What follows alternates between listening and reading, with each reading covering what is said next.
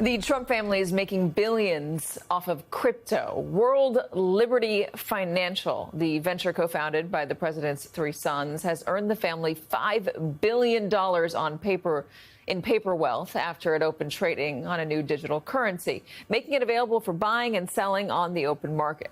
According to the Wall Street Journal, the trading debut was most likely the biggest financial success for the president's family since the inauguration, and cryptocurrency is likely now the Trump's most valuable asset, exceeding their decades-old property portfolio.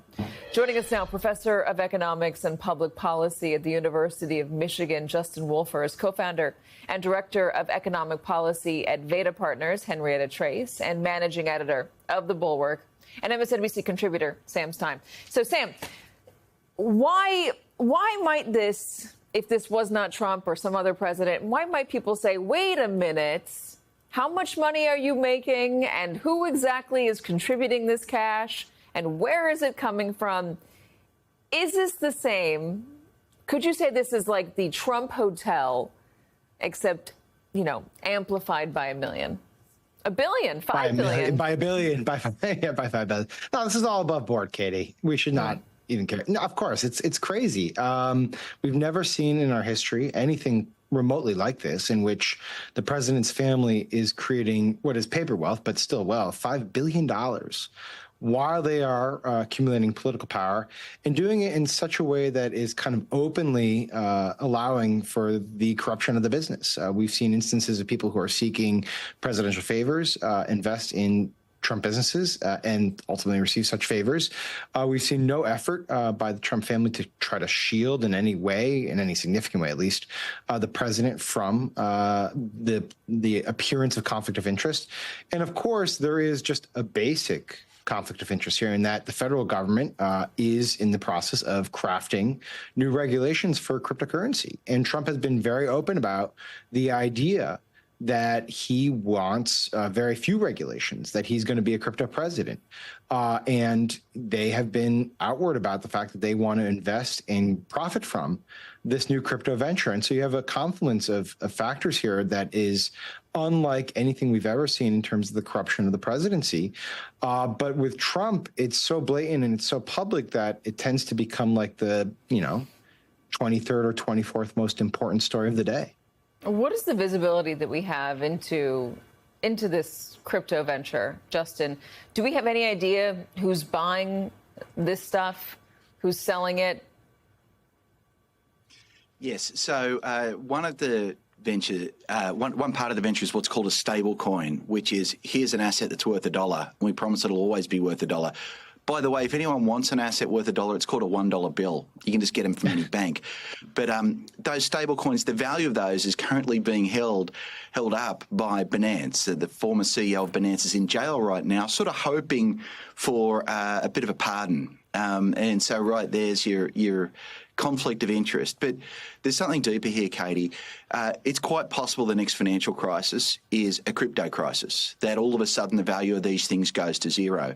Now, this whole thing's just a casino, and if Vegas goes bankrupt, we let them go bankrupt. But if the president goes down with it, I have a funny feeling there might be a bailout, and it's a bailout of yours and my money to keep a bunch of grifters rich. And I think it's a very, very big worry for the future of financial stability.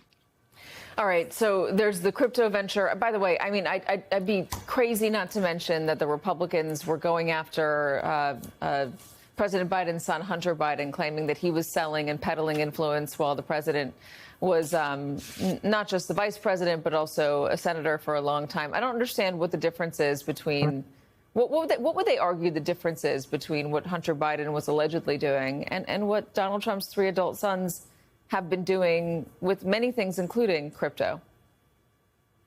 Well, I think that the thing you're failing to understand here, Katie, is Hunter Biden was a very bad artist, and his art was terrible. The president's sons are crypto geniuses, each and every one of them financial wizards. Not only are they financial wizards, they're also social media giants and businessmen of the highest order. So the moment the Trump name goes to anything, of course, it's a return purely to the genius of these brilliant young men and not at all about corruption. At least I think that's the official story. Henrietta, we've been watching the markets. They've been down today. This is Donald Trump's trying to blame the court ruling against his tariffs, saying the reason the markets are down is because he's not allowed to impose his tariffs, even though they, by the way, are still in place. And then he argues that without these tariffs, we won't have a country. Is that what's going on? Well, it's kind of an interesting dynamic. There's a little bit of all of this tied into it. Right now, we have sort of a tale of two markets, which is that the bond markets are telling you that without the estimated $4 trillion in revenue that the president is collecting off of these tariffs that are paid for by U.S. consumers, we're not going to have enough money to be able to handle our debt load, let alone our interest load. And what would happen in that scenario is that it would become very apparent that the one big beautiful bill that is the most expensive tax bill that has ever passed in U.S. history actually adds so much to the debt, even after kicking 12 million people off of Medicaid, that they are going to look at a serious problem with U.S. treasuries, U.S. bond markets, and the rest. And that's what investors are starting to digest now.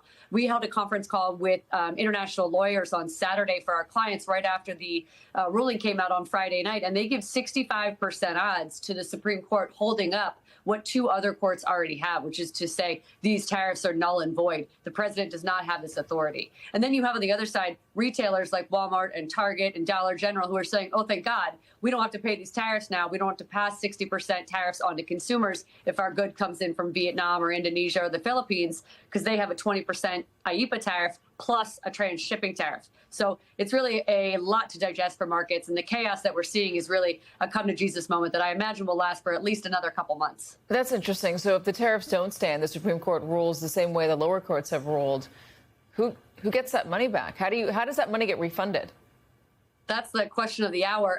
There's going to be questions about whether there can be one giant civil court case or whether every single importer is going to have to go and ask for a refund individually. And they'll go to Customs and Border Patrol and they'll say, hey, yo, give me my money back. And by the way, I want interest. So there is no Treasury working group digesting this right now. So it's going to be a bit of a quagmire for a while. But for the markets right now, it's not really about the $150 billion or so that the administration has raised so far. It's about the $3 trillion that they're expected to raise over the next decade. So it gets a little lost there.